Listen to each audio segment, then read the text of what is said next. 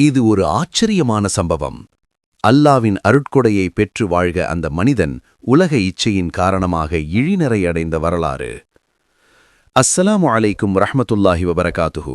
கண்ணியமிக்க அல்லாவின் நல்லடியார்களே, நமது சூஃபி டிவி நேயர்களே, மூசா நபி காலத்தில் ஒரு மனிதர் வாழ்ந்து கொண்டிருந்தார். அவர் அதிகமான நஃபிலான வணக்க வழிபாடுகள், திக்ர், அதிகமான நஃபிலான நோன்புகள் நோற்று இறைவனுக்கு நெருக்கமான ஆன்மீக ஞானம் பெற்ற இறைவனை நெருங்கிய நல்லடியாராக இருந்ததார். அல்லாவின் அகமிய ரகசியங்கள் நிறைந்த எதை கொண்டு கேட்டாலும் அல்லாஹ் உடனே தந்துவிடுவானோ அத்தகைய அற்புத அமலான இஸ்முல் ஆலத்தை அறிந்திருந்தார். அதனால் அவர் எதை கேட்டாலும் அல்லாஹ் தந்து கொண்டிருந்தார்.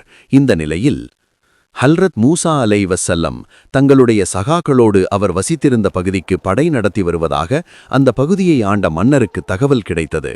ஆகவே இந்த மனிதரை சந்தித்த மன்னர் ஹல்ரத் மூசா அலைவசல்லம் அன்னவர்களுக்கு எதிராக துவா செய்யுமாறு கேட்டுக்கொண்டார். ஆனால் அந்த மனிதரோ, மூசா அலையிசல்லம் அன்னவர்கள் அல்லாவின் தூதராவார், நானோ அல்லாவின் நேசராவேன், நான் ஒருபோதும் அவருக்கு எதிராக துவா செய்ய மாட்டேன் என்று மறுப்பு தெரிவித்தார். பலகட்ட முயற்சிகளுக்குப் பிறகு அந்த மனிதரின் மனைவிக்கு ஒரு அரை முழுக்க தங்கக்கட்டிகளை வைத்து பரிசளித்து தங்களுக்கு ஆதரவாக அவருடைய கணவரை நிர்பந்திக்குமாறு அந்த மன்னரும் கேட்டுக்கொண்டார்.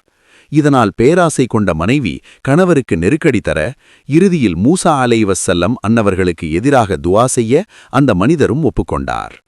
இதன் பின் அவர் ஹல்ரத் மூசா அலைவசல்லம் அன்னவர்களுக்கு எதிராக இறைவனிடம் பிரார்த்திக்க கையேந்திய போதும் அவர்களுடைய துவா ஆனது மூசா அலைவசல்லம் அன்னவர்களுக்கு எதிராக இல்லாமல் அவர்களுக்கு ஆதரவாகவே இருந்தது. இவ்வாறாக தொடர்ந்து 3 முறை நடந்தது. அதன் பின் அவர் தன்முன் கூடியிருந்த மக்களிடம் சொன்னார், நான் அவருக்கு எதிராக துவா செய்யதான் நாடுகிறேன், ஆனால் என் நாவு அவர் ஆதரவாக துவா செய்கிறது. ஆகவே அவருக்கு எதிராக என்னால் துவா செய்ய முடியவில்லை என்று சொன்னபோது, அப்பொழுது அந்த மன்னர் கேட்டார், அப்படியென்றால் மூசா அலைவசல்லம் அன்னவர்களுக்கு ஆதரவாக போரிட வானவர் படையும் இணைந்து வருகிறது. ஆகவே அந்த வானவர் படை அவரை விட்டு விலக எங்களுக்கு ஆலோசனை வழங்குங்கள் என்று கேட்டபொழுது, அதற்காக அவர் ஆலோசனை வழங்க முயற்சித்த நிலையில் அவருடைய நாவானது நாய்களுக்கு நாக்கு எப்படி வாயை விட்டு வெளியே தொங்குமோ அதுபோல இழுக்கப்பட்டது. அதன்பின் அவர் கேவலப்படுத்தப்பட்டார். வரலாற்றில் அந்த மனிதருடைய பெயர் பல்ஹம் பின் பக்கூரா ஆகும். இந்த மனிதரை பற்றிய செய்தி அல் குரான் சூரா 7 வசனம் 175 மற்றும் 176 வருகிறது. மேற்சொன்ன வரலாற்றின் ஆதாரம் குரானின் விரிவுரையான தஃப்சீர் இப்ன் கசீரில் ஹல்ரத் இப்ன் அப்பாஸ் ரதியல்லாஹு அன்ஹு அன்னவர்கள் கூறிய செய்திகள் இடம்பெற்றுள்ளது. அதை இப்பொழுது பார்ப்போம். ஹல்ரத் இப்ன் அப்பாஸ் ரதியல்லாஹு அன்ஹு அன்னவர்கள் கூறினார்கள், பல்ஹம் பின் பக்கூரா அல்லாவின் பெரிய பெயரை இஸ்முல் ஆலத்தை அறிந்தவன். அவன் அல்லாவிடம் துவா செய்தால் அது ஏற்கப்படும். ஆனால் அவன் உலகத்தின் பக்கம் சாய்ந்து தனது ஆசையை பின்பற்றினான் என்று.